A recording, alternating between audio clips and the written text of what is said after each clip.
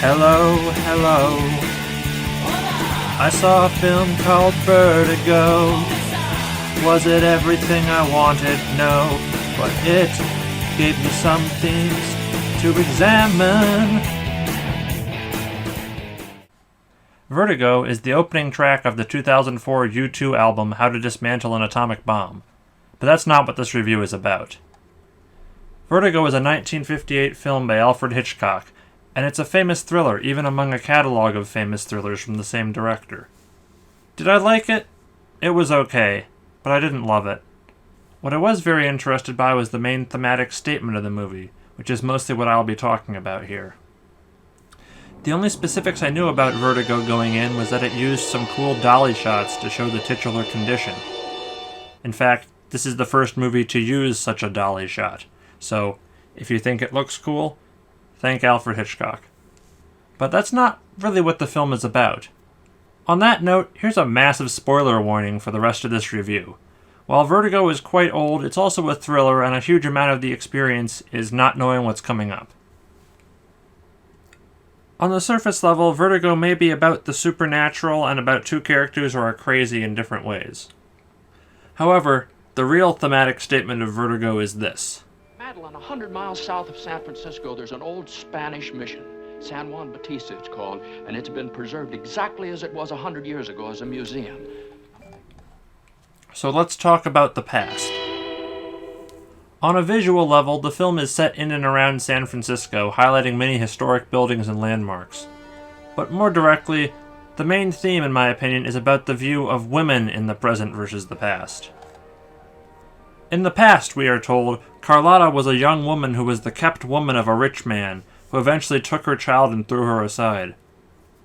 In the present, Gavin's wife Madeline is acting strange, and he thinks she is being possessed by Carlotta. And he has the main character, Scotty, a former cop who has vertigo, follow her. While Madeline and Scotty eventually meet and fall in love after she throws herself into the bay, there is a significant portion of the film wherein Scotty is silently following Madeline around San Francisco.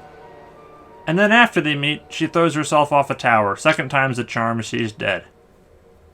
Now here's where the movie really begins to focus on what it's about. Scotty doesn't take the death of the woman he loved very well, but after a stint in a mental institution, he's back on the street and finds a new woman to follow, Judy. After some time following her quietly, he eventually confronts her and their terrible relationship begins. At this point in the film, Hitchcock makes a very interesting but necessary decision with a scene that made me disappointed in the way things were going, but it definitely serves where the story is actually going. You may think Scotty is just crazy, seeing other women as the woman he loved, and to be fair, he is crazy, but he isn't actually seeing Madeline and other women. While it would have been very interesting to have the two leads actually just be crazy in different ways, which was the idea I was watching the film with up to this point, Madeline wasn't crazy. She wasn't possessed. Judy was the Madeline that Scotty knew, pretending to be Gavin's wife so that Gavin could actually kill his wife. And Scotty recognizes her because she's the same person he already met. This information is revealed to the audience, but not to Scotty, which is key to keeping the rest of the movie tense until the secret is really revealed. But what's more interesting thematically than this is how Scotty treats Judy. This is why I think the line about the past being preserved to the present is so important. Scotty treats Judy as his kept woman, doing whatever he wants with her. He buys her clothes she doesn't want to wear, he tries to turn her into Madeline. And all the people seeing this just go along with it. He takes her to stores to buy clothes, and everyone in the store defers to the man who's paying, not what the woman wants for clothes at all. The ways of 100 years ago have been preserved into the modern age. I guess I should also briefly mention the other woman in this film, Midge, a woman Scotty was engaged to in the past. She's a supportive role at the start of the film, but Scotty basically stops paying attention to her at all once his relationship with Madeline begins. She's a modern woman cast aside in favor of a more traditional relationship with a man having all the power in it. So that's my thoughts on what I thought was the main theme of Vertigo. Anyway, here are some other cool moments in the movie I want to talk briefly about. Vertigo has a few moments of interesting visual flair. The first is obviously the dolly zooms I mentioned before. They're iconic. There's also a lot of just good shot compositions and clothing choices in the film. For example, I don't think it's an accident that the final scene in the tower stairway is very dark with the characters wearing black, highlighting only their faces. In the theater, this scene was really, really dark. Oh yes, I saw this movie on 70mm film in a theater, not at home. There's a local theater that does a bunch of Hitchcock reruns every October. They call it Hitchcocktober.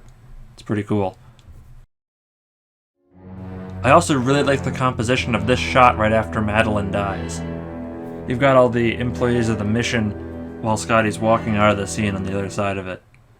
But the absolute standout visual moment for me was the dream sequence after the first death, when Scotty is going crazy. First, I love small applications of animation in live-action films. So these couple shots of animation were really cool. But this is also just a really striking sequence that, sells that he's going crazy. It's directly contrasted to how, real everything in the rest of the film looks. And that's all I have to say about Vertigo. 7 out of 10, it's a good movie, but I didn't love it. This wasn't really a review of the movie so much as a quick analysis of a theme, because that's what I found interesting about it. Thanks for watching, subscribe if you want to see or hear more reviews from me. Have a nice day.